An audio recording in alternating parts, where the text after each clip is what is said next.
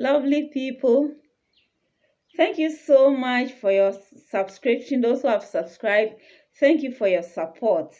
We are here to have a summary of our Sabbath afternoon and Sunday lessons of Lesson 8.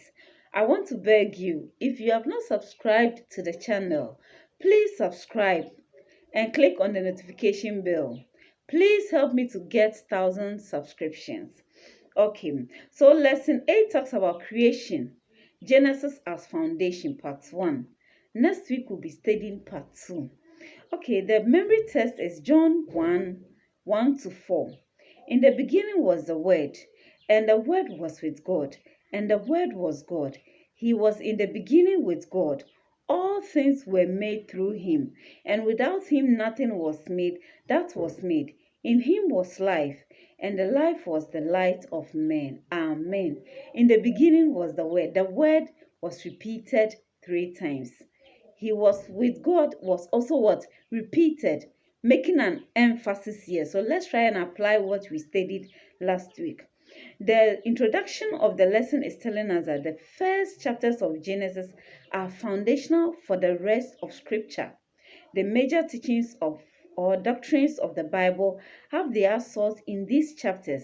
Here we find the nature of the Godhead working in harmony as the Father, Son, and the Spirit to create the world and all that is in it, culminating in humanity. And so the first book of Moses, that is Genesis, is the foundation of the scripture.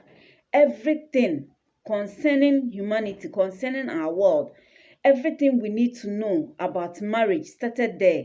How sin came about, we can know it from there. The redemption story or God's plan for salvation, we can know it in Genesis. When we want to talk about still worship, it starts from Genesis. So the flood also starts from Genesis. So everything about us, about our world, about humanity, all that we want to know, Genesis gives us the summary of it all, and we can get all from it. It's the foundation of everything that makes us. So it's very important for us to study the book of Genesis to know our origin and everything that is happening around us. Okay, let's go into Sunday, which talks about in the beginning. In the beginning. And when we read Genesis 1:1, it says, in the beginning, God created the heavens and the earth. So simple. In the beginning, God created the heavens and the earth. It's so simple. But this sentence, it's very deep when we think about it. It's so deep that we cannot measure it.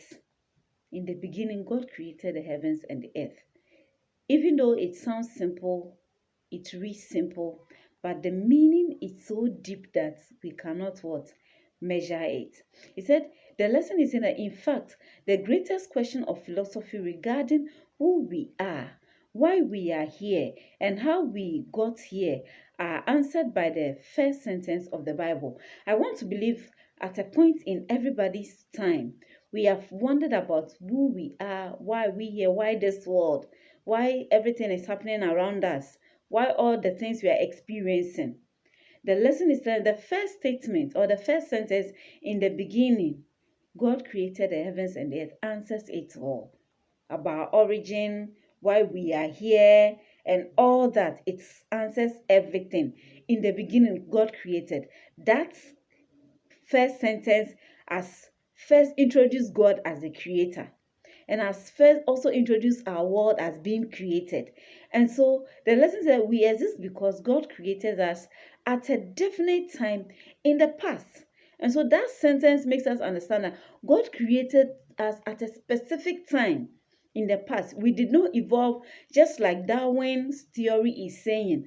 At a particular point in time, God said, at this time, I want to create the world. I want to create the earth.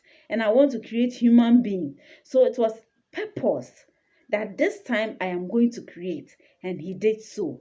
And so the theory of evolution, talking about we evolving from something and whatever that theory is talking about, contradicts with the Bible. And when we begin to blend it with the scripture, the lesson is saying it makes Christianity look what? Stupid or silly. Because our world did not evolve. Our world was created at a specific time, purposefully created. And we human beings were created at a specific time, purposefully. It says that we also were created by God at an absolute point in time, in the beginning. And so we human beings were created at that time. God saw that this is the right time for me to create man. And so he created us at the time he knew that it is right for me to be created, for you to be created, for Adam and Eve to be created, for man to exist. So that specific time, God what? Created man. This must mean that God existed prior to the beginning. So this in the beginning that the scripture is talking about, it's not talking about God's beginning. It is talking about you and I, our beginning. Because the sentence here makes us understand that God existed before time, before month, before evening and morning, before years. Because he created all, morning, evening, years, months, weeks, days. He created all. He existed before all that. And so in the beginning here is talking about we, our world, our beginning, not God's beginning. He existed before that time. When we read John 1:1-3, we talks about in the beginning was the Word, and the Word was with God, and the Word was God. He was in the beginning with God. All things were made through him, and without him nothing was made that was made. That is the quotation here in John 1:1-3 is talking about Jesus. If you continue to read John 1, if you read the whole chapter, you realize that it will end up saying that Jesus Christ is the word he's talking about, because he is the one who came to dwell among man. He came in the flesh and dwell among man and also died for us. And so in the beginning, the word here is talking about who? Jesus Christ. And so the story is pointing that Jesus Christ is the agent of creation. That is the first verse, is pointing Christ as what? The agent of creation. John 1 and Hebrews also is telling us that Christ, God is speaking through Christ the Son to us. He is our what? Our creator. He is God, and he is what? Our created. And the lesson said, because all things have their origin in Jesus in the beginning, we can have hope that in the end, he will complete what he has begun, because he is the Alpha and the Omega, the first and the last. And so because all of us, we find our origin in Jesus Christ, we have the hope that whatever he has begun in our lives, he will complete it. So that's the lesson for Sabbath afternoon and the Sunday. That's the summary, pointing to us that our origin, everything that we need to know, is we can know it from what? Genesis. Genesis makes us know the Sabbath. Everything about humanity, everything about our world is from Genesis. It also makes us know that God is our creator, and we human beings were created purposefully at a specific time. God saw it right to create us, and he created us. We did not evolve. And most importantly, Jesus Christ is the agent of creation, and all our origin, we find all ourselves in him. Therefore, whatever he has begun, he will complete it in our lives. Thank you so much for watching. Thank you for your support. If today is your first time watching me, please, I beg you to consider subscribing to the channel, and God will bless you. Thank you. Share the video, like it, leave a comment. Thank you once again. God bless you.